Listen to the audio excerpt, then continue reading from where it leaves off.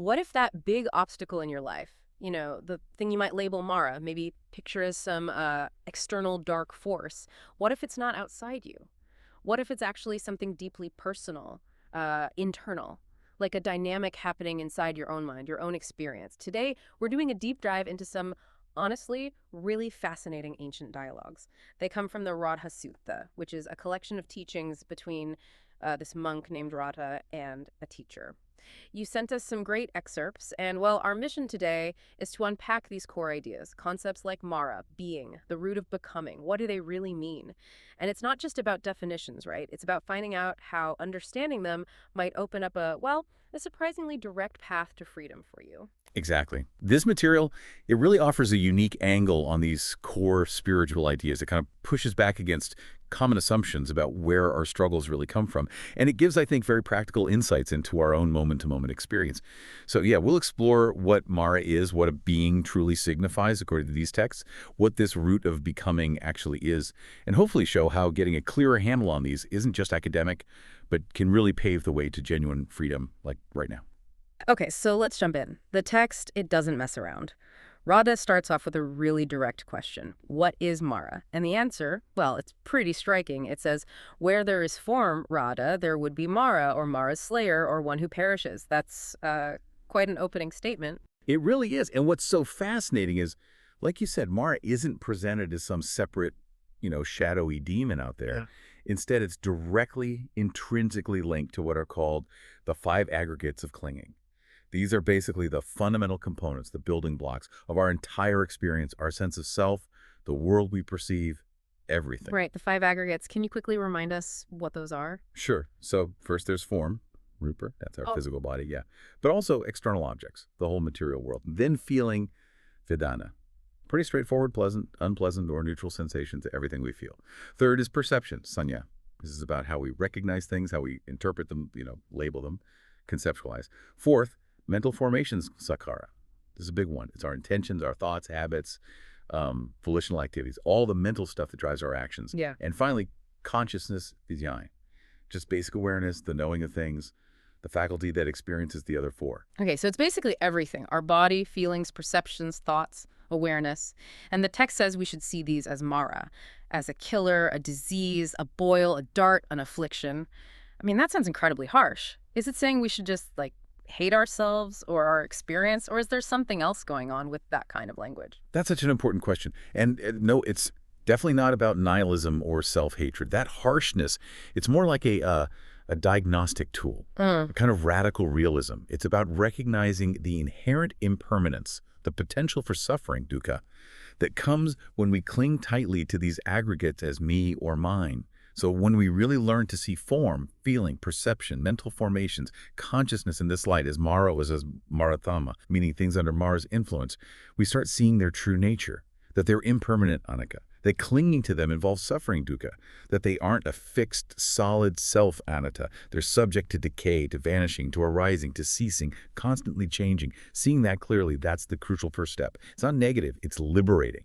Okay, that makes more sense. It's about seeing clearly, not condemning. So if Māra is tied to these aggregates, rather than asks, well, what is a being, a satta? And again, the answer seems to point right back to the aggregates, doesn't it? It does, very directly. Yeah. If we look at the bigger picture painted here, a being is defined by where desire, lust, delight, and craving for these aggregates exist. Basically, where there's an attachment to our body, our feelings, perceptions, thoughts, consciousness. That's where you find what the text calls a being. And this attachment, that's the root of becoming, the pavaneti. It's the fuel, the engine that keeps existence, keeps the cycle of experience going. Wow. So our very sense of being a being is defined by this clinging, this craving. That's powerful. But the part that really clicked for me, made it tangible, was the analogy they used next, the one about kids and sandcastles. Can you walk us through that? It's so vivid. Oh, it's a brilliant analogy, isn't it? Really brings it home. The text says something like, just as children play with sandcastles as long as they are unattached. Let me see, uncraving for them, undesirous, unthirsting. Basically, as long as they don't have that intense desire and clinging to the sandcastles, they can enjoy them, play with them, value them, call them their own. There's a kind of innocent involvement. Right. They're engaged, but not desperately hooked. Exactly.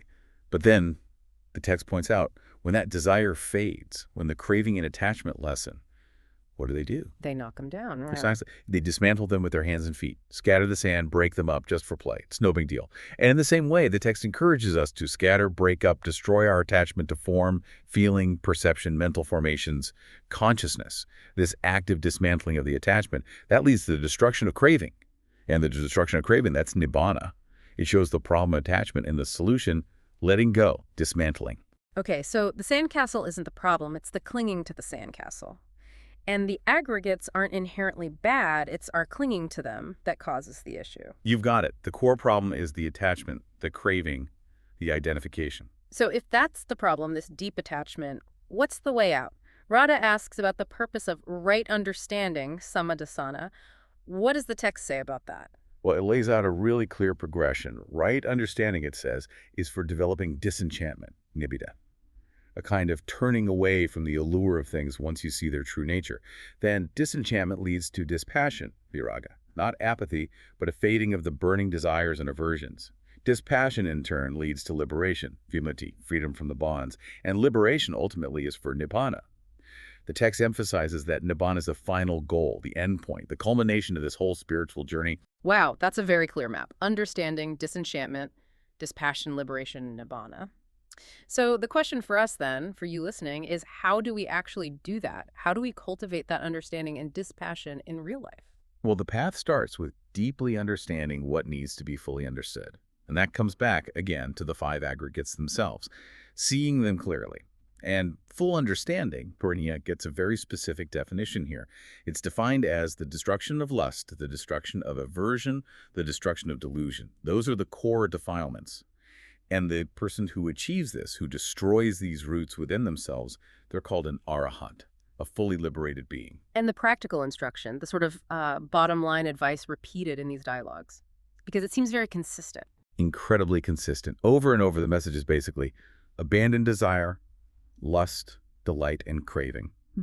Whether you're looking at things called Māra or Māratamma, or just things that are impermanent, things that involve suffering, things that aren't really self, things subject to decay, vanishing, arising, cessation.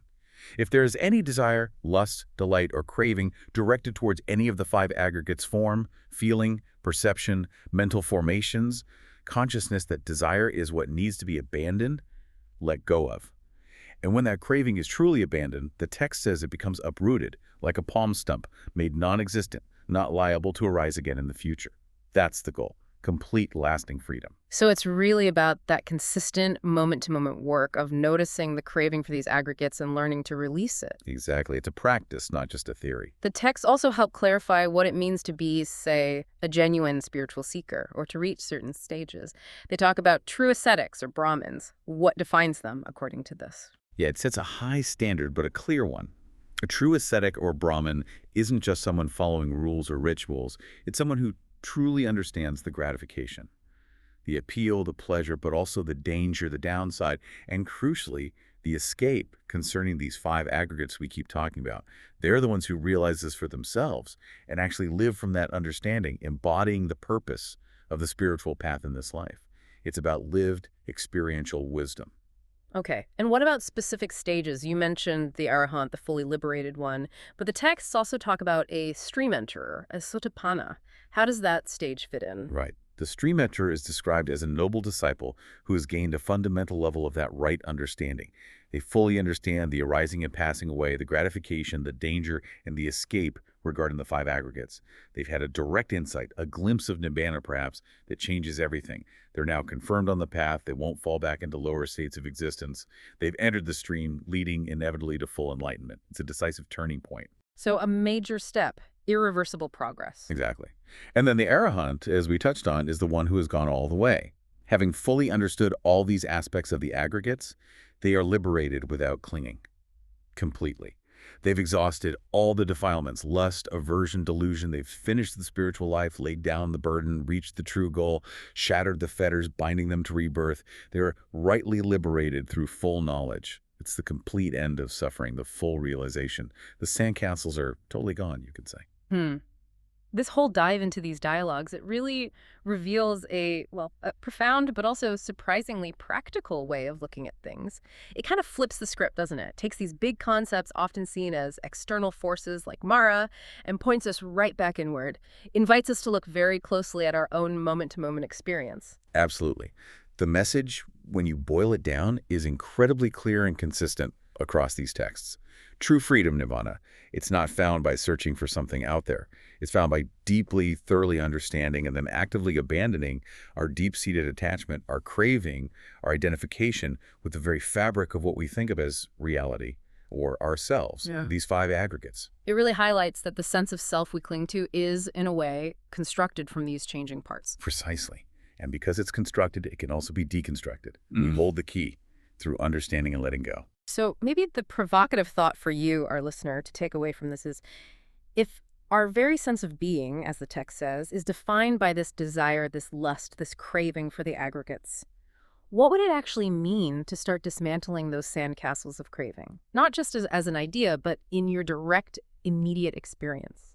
Your experience of your own body, your feelings as they arise and pass, your perceptions, your thoughts, your awareness itself.